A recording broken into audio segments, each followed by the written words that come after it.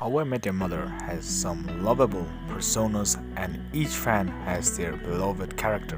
However, there is no uncertainty that Ted is the paramount of heel.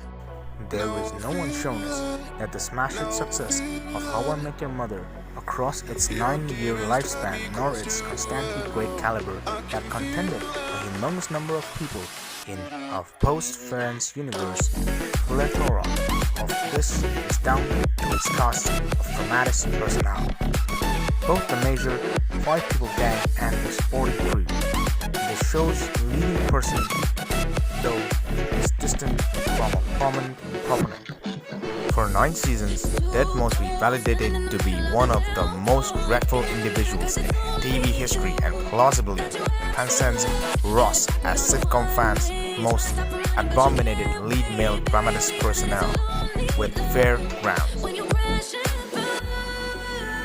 And today we're going to talk about why Ted was the ultimate villain.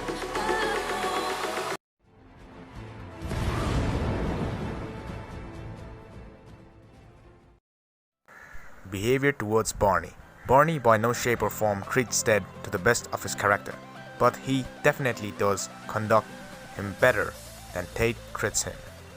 It is undervalued that all over the show Ted always apprises Barney that he favors Marshall and was also thoroughly nihilist regarding the fact that Barney already realizes this. It is not like the viewers ever observes Barney or Marshall apprise each other that they favor Ted. On top of this, he is consistently offending Barney for things that he himself does. What he dictates to his children. It is quite difficult to envisage being Ted's 2 unfortunate siblings who had to sit and hear a story about how he bumped into their mom that ended up lasting 9 years. What would have made it more tolerable though would be if Ted hadn't apprised them about the string of ladies he was involved with, the numerous girls he hit on, and all of his lustful sexual adventures during his 20s. Number 8. Ostentatious. A small amount of ostentatiousness is not that bad, and not everyone who are ostentatious or abysmal individuals. However, Ted is. He seems to rub into people's faces of all the things he swears to be informed, how well-mannered he is, and how he thinks he has a far superior hold on the English language than any individual. Ted amends his friends and looks down his nose at them, and good guys do not do that. Number 7. Tormenting. Ted's tormenting nature is at times nearly psychotic, and the ultimate 2 people he craves heavily over are Robin and the One. His inaptitude to let go of Robin in spite of saying that he has let go of her is enraging to see. As for his addiction with the One, he is letting it override his life and successively making it point that his friends and the viewers have to tolerate with. The worst point about all of this is that fans never cheer for him in either circumstances. The true element of a villain.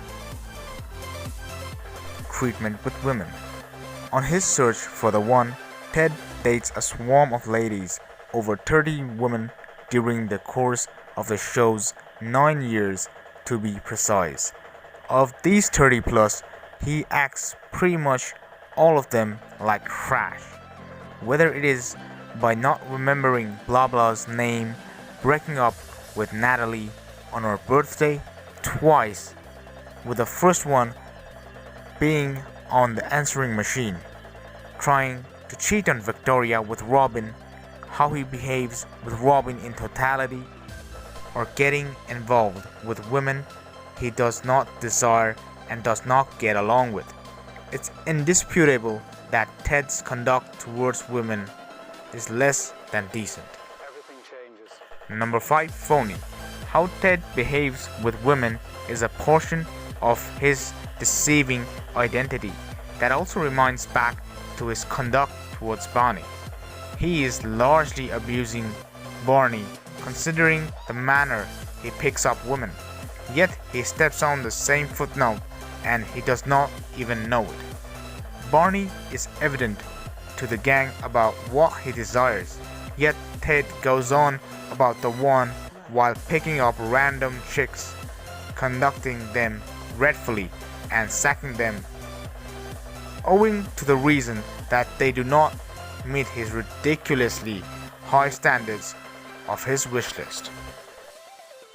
The aim of his story, even worse than narrating his children about his dating past, drug abuse, drunken quests, and his history with their rant, was the aim of telling them anything at all, rather than just wanting to narrate a story of how Ted bumped into Tracy.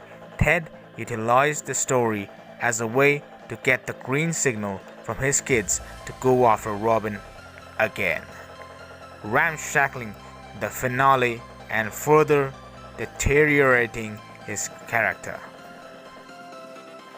Constant pity parties. Ted consistently dates gorgeous ladies, is young, has a home while living in a superb apartment in New York, has a career he loves, finds another career he loves alongside this, makes decent amount of cash, and has phenomenal friends.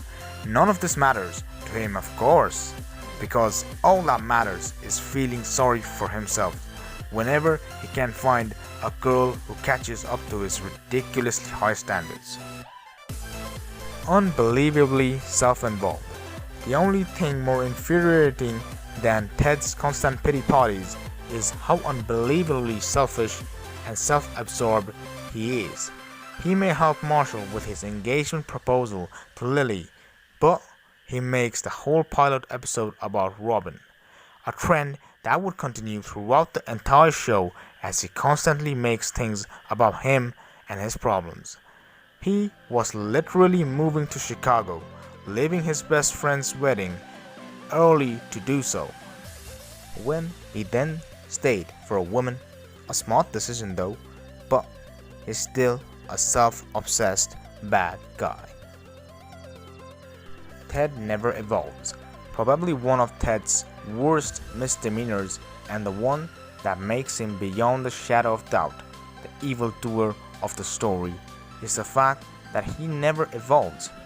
Marshall, Lily, Robin, and Barney all evolve during the series, but Ted never does. He's the same guy in the finale that he is in the pilot, obsessive, pretentious, and everything in between. He obsoletes through all 9 seasons without varying, despite the fact that he undergoes life events like getting married, buying a home, and having kids, all without actually evolving.